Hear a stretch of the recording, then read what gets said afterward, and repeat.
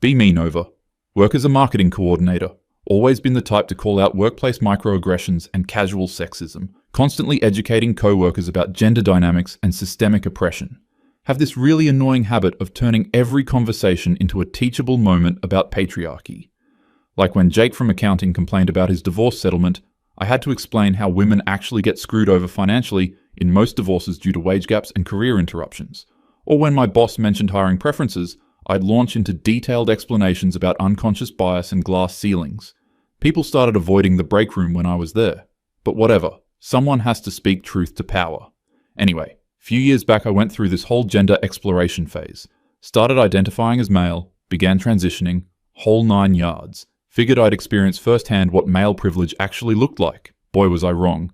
Lived as Archie for about 3 years. Holy shit, what an eye-opener. First reality check came pretty quick. Remember being at this coffee shop, saw this cute barista, Sarah. Back when I presented as female, starting conversations was so easy. Guys would approach me, offer to buy drinks, hold doors, general friendliness. Figured as a man, I'd have even more social power. Walked up to Sarah during her break. Hey, I'm Archie. I come here pretty often and always see you working hard. Her whole body language immediately shifted. Took a step back, arms crossed, gave me this look like I was some kind of predator. I'm working. Please leave me alone. Cold, harsh, immediate dismissal. Tried being friendlier. Oh, no worries. Just thought you seemed cool. Maybe we could grab coffee sometime. She literally called over her manager. Manager, this big dude named Rick, comes over all aggressive. Is there a problem here? Sarah. This guy won't leave me alone. Rick gives me the death stare. Time to go, buddy. I'm standing there confused as hell. When I was presenting female, I could chat with anyone. Workers were always polite and accommodating. This was my first taste of how men get treated when they show any interest. Thought it was just a fluke. Oh, how naive I was. Next week, decided to try being social at this local bookstore. Saw this woman browsing the feminist theory section. Perfect, right? Approached respectfully. Excuse me, I notice you're looking at some great books. I've read a few of those. Instant hostility. I don't need a man mansplaining feminism to me. Before I could explain, I was actually well versed in feminist theory. She just walked away. Store employee comes over. Sir, we've had complaints about customers being harassed. Harassment? I made one polite comment about books. When I presented as female, I had endless conversations with strangers about books, politics, whatever. People were eager to engage, share recommendations, be helpful. As Archie, instant suspicion and hostility. Started noticing this pattern everywhere. Tried joining a hiking group. When I'd show up as female Nova, everyone was welcoming. Oh, you should sit with us. Let me help you with your gear. Want to share trail mix? As Archie, barely acknowledged. Women in the group actively avoided me, would cluster together and speak in hushed tones when I approached. One time overheard Jennifer saying, I don't feel comfortable with strange men on these hikes. Strange men? I'd been coming to this group for 2 years as Nova. They knew me, but now I was just another threatening male presence. The social isolation was brutal. Decided to try volunteer work, figured that would be better. Showed up to help at the animal shelter. Coordinator Lisa barely made eye contact. Gave me all the worst jobs. Cleaning kennels, moving heavy stuff, working alone. When I was Nova, I got to work with the cute puppies, interact with potential adopters, handle the social media. As Archie, I was literally treated like disposable manual labor. One day tried to pet this adorable golden retriever. Little girl there with her mom immediately got scared. Mom yanked the kid away. Don't talk to strangers, honey. Gave me this look like I was a pedophile for existing near her child. When I was Nova, kids would run up to me all the time, parents would smile and make small talk. Now, I was automatically a threat. The romantic rejection was the absolute worst part though. Tried approaching women at the grocery store, library, park, wherever. Every single interaction followed the same pattern. Immediate suspicion, body language screaming, get away from me. One woman at the farmer's market actually said, I have a boyfriend, before I even opened my mouth. I was just asking about her dog's breed. Another time at the gym, complimented Emma on her form during squats. She immediately went to the front desk to complain. Got called into the manager's office about inappropriate behavior. Inappropriate? I said nice form, the same comment I'd given and received countless times as Nova. When I was female, men would approach me constantly. Sure, some were awkward or pushy, but most were just trying to make conversation. I'd always lectured them about respecting women's space and reading social cues. Turns out when you're male, there are no acceptable social cues. Everything is interpreted as threatening or predatory. Tried being extra careful, extra respectful. Would approach women in broad daylight, public spaces, keep respectful distance. Didn't matter. The rejection was swift, harsh, and often humiliating. At the library, asked Rebecca if she'd like to get coffee sometime. She loudly said, "No, I don't date creeps who approach women in public." Entire reading area turned to stare at me. Felt like a criminal for attempting normal human interaction. When I was Nova, getting asked out was flattering even when I said no. Guys would approach nervously, hopefully, and I'd politely decline. They'd usually say, "No worries, have a great day," and move on. But when I was doing the approaching as Archie, the responses were brutal. "Ew, no. Get away from me. I don't owe you anything. Stop harassing me." And these were for polite, respectful approaches. Started understanding why some men seemed bitter or frustrated, when literally every attempt at human connection gets treated as harassment, when you're automatically assumed to have predatory intentions, when women cross the street to avoid walking near you, when mothers pull their children closer when you pass, when store employees follow you around like you're going to shoplift. The psychological toll is devastating. Remember one particularly bad day. Had tried talking to 3 different women at a street fair. Each interaction more humiliating than the last. First woman, Michelle, told me to learn to read the room when I asked about her handmade jewelry. Second woman literally ran away when I asked for directions. Third woman called security when I complimented her rescue dog. Security escorted me out like I was some dangerous criminal, went home and just broke down crying. The loneliness was suffocating. As Nova, I was constantly surrounded by people wanting to talk, connect, help. As Archie, I felt like a leper. Every social interaction was a minefield. Started avoiding public spaces, stopped trying to meet people. The depression was real. Began understanding male suicide rates in a way I never had before. When society treats your very existence as threatening. When every attempt at connection is rebuffed with hostility.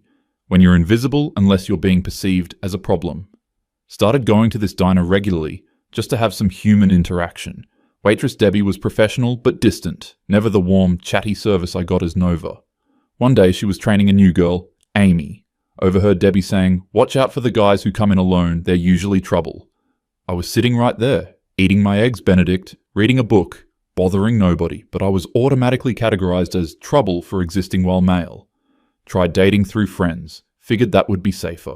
My friend Kate set me up with her co-worker Jessica, showed up to the coffee meetup. Jessica took one look at me and immediately seemed uncomfortable.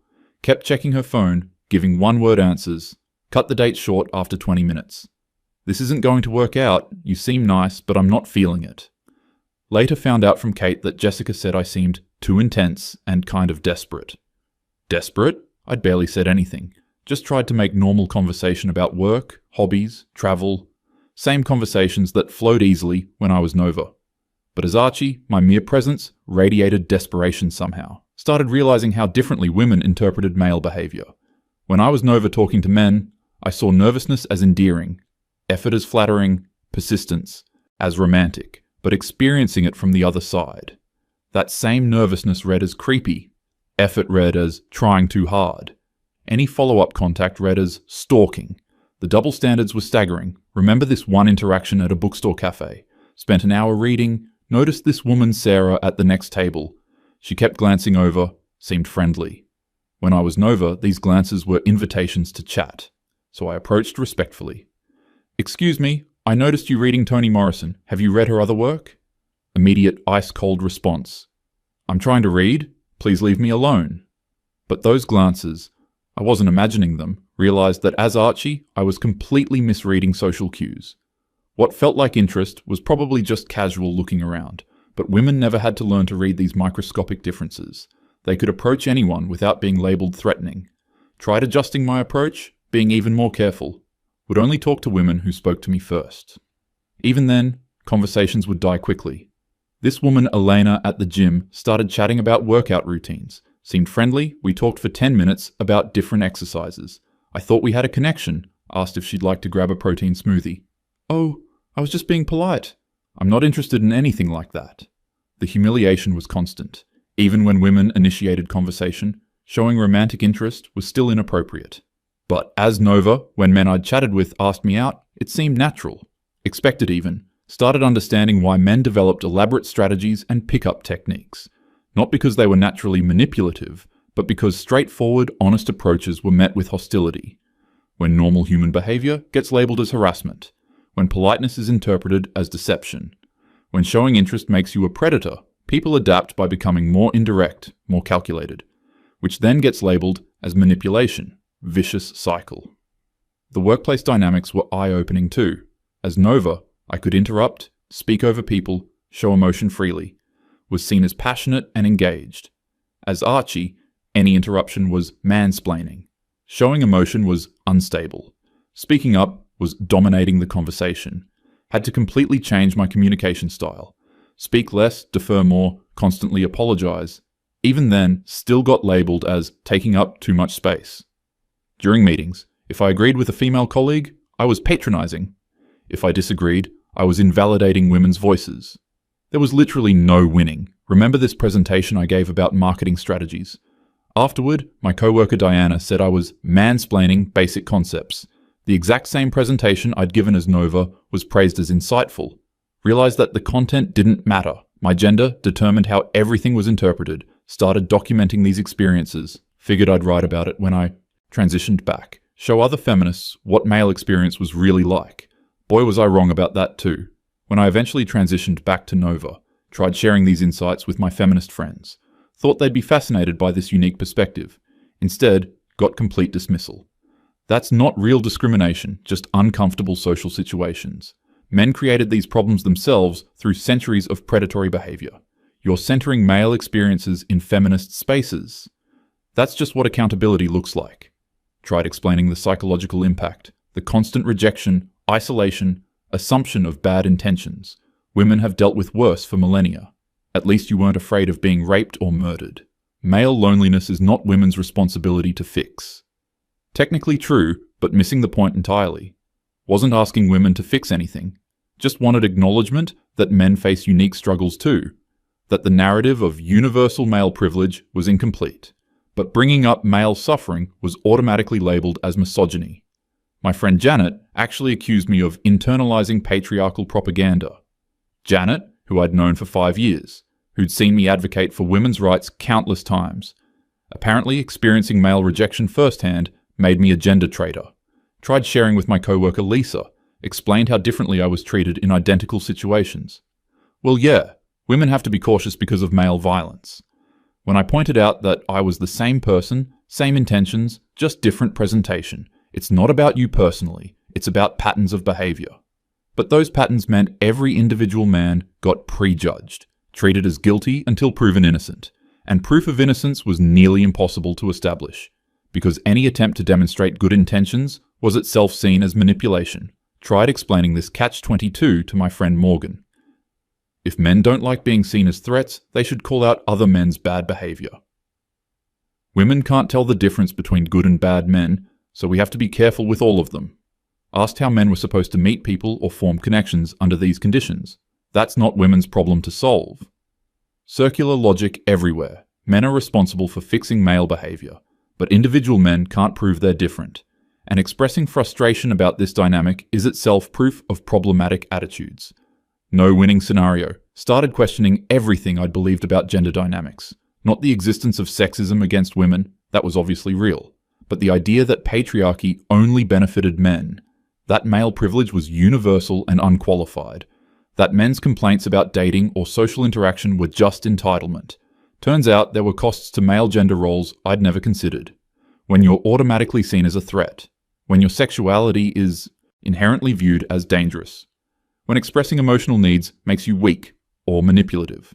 When economic pressure falls entirely on your shoulders. When asking for help is seen as failure. These weren't privileges. They were burdens that came with whatever advantages male status provided. But suggesting this in feminist spaces was like speaking heresy. Remember trying to bring this up at a work diversity meeting. We were discussing ways to make the workplace more inclusive. I suggested that men might also benefit from emotional support and connection. Dead silence. Then Patricia from HR said, "This meeting is about addressing discrimination, not men's feelings." Feelings? I was talking about social isolation and psychological health. But male emotional needs were automatically dismissed as frivolous. even though male suicide rates suggested otherwise. Tried a different approach, focused on specific policy suggestions. Maybe networking events could include structured activities to help with organic conversation. Maybe we could train people on how to give constructive feedback instead of harsh rejection. Maybe we could acknowledge that social skills aren't equally distributed. We're not going to teach men how to be better at bothering women. Bothering women? I was talking about basic human connection. Realized that any male struggle was automatically reframed as an attack on women. Male loneliness became entitlement to women's attention. Male social difficulty became failure to respect boundaries. Male emotional needs became emotional labor demands. There was no acceptable way to discuss male suffering without being labeled misogynistic. Even my own lived experience was invalidated. You only experienced that for 3 years. Try being a woman your whole life. As if suffering was a competition. As if acknowledging male struggles somehow diminished female ones. Started realizing how much my previous activism had been performative.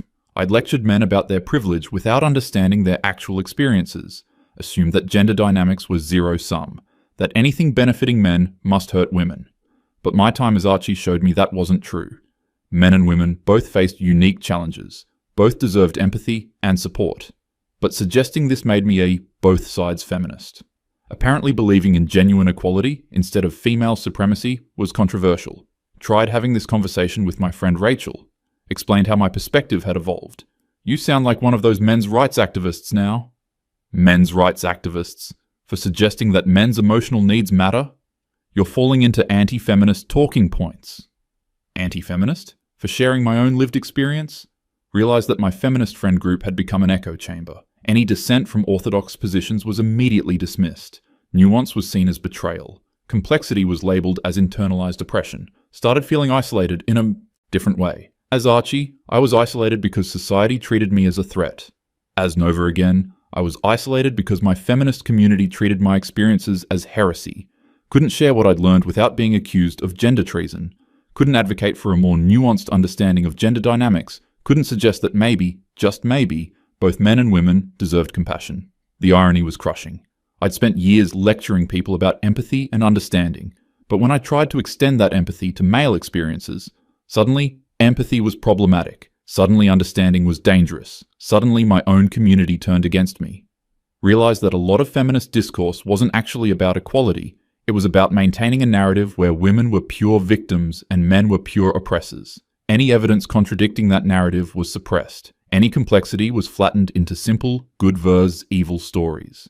Any suggestion that men might also suffer was treated as misogynist propaganda. But I'd lived it, felt the crushing weight of constant rejection, experienced the isolation of being automatically classified as dangerous, witnessed the double standards and circular logic firsthand. My feminist friends could dismiss academic studies about male suicide or social isolation. They could claim those statistics were misleading or irrelevant. But they couldn't dismiss my personal testimony. Except they did. Turns out, lived experience only mattered when it supported the approved narrative. When it challenged that narrative, it became internalized oppression, or false consciousness, or patriarchal manipulation. My own perceptions were invalidated by people who claimed to believe women, unless those women said something inconvenient. Started understanding why some people became disillusioned with feminist spaces. It wasn't necessarily because they hated women or opposed equality, it was because they'd experienced the movement's blindness to male suffering, its refusal to acknowledge complexity, its tendency to silence dissent through character assassination. My friend Alex, who'd left our activist group years earlier, suddenly made sense. At the time, I'd assumed he was just fragile and couldn't handle having his privilege challenged. Now I realized he'd probably tried to share his own experiences, tried to add nuance to our discussions, and been labelled a misogynist for his trouble. The movement I'd dedicated years to had a massive blind spot, could analyse power dynamics in incredible detail, could identify subtle forms of bias and discrimination, but completely ignored the ways traditional gender roles hurt men too, completely dismissed male emotional needs as illegitimate. Completely refused to acknowledge that constant rejection and social isolation were real problems. Not because these things didn't matter, but because acknowledging them might complicate the narrative, might suggest that gender dynamics were more complex than oppressor versus oppressed, might require actually caring about men's well-being, and that was apparently unthinkable. Here I am now, still believing in equality, still supporting women's rights, but with a much more complicated understanding of gender dynamics. Knowing that men face brutal rejection and social isolation that most women never experience. Knowing that expressing this knowledge makes me a traitor to my own movement. Knowing that the people I once considered allies will dismiss my lived experience, because it doesn't fit their ideology. The most frustrating part is that none of this had to be zero-sum. We could acknowledge male suffering without minimizing female suffering. We could work to help isolated men without reducing support for women. We could create more nuanced understanding of gender roles that recognized everyone's humanity. But that would require admitting that feminist analysis was incomplete. That male privilege came with costs. That women also participated in harmful gender dynamics. That solutions needed to consider everyone's experiences. Apparently that level of intellectual honesty was too much to ask. So here I am, caught between worlds. Too feminist for men's rights spaces. Too sympathetic to male experiences for feminist spaces. Knowing things I can't unsee. Having experienced realities I can't unknow. Understanding that gender dynamics are messier and more complicated than anyone wants to admit. And that sometimes the people who claim to care about truth and justice care more about maintaining their worldview than confronting inconvenient facts. Anyway, that's my story. Probably makes me sound like a terrible person to both sides, but living as Archie for 3 years taught me things that years of feminist theory couldn't. Showed me that empathy and understanding shouldn't be conditional, that complexity and nuance are more valuable than simple narratives. That maybe, just maybe, we could build a better world if we actually listened to everyone's experiences, instead of dismissing the ones that don't fit our preconceptions. Revolutionary concept, I know.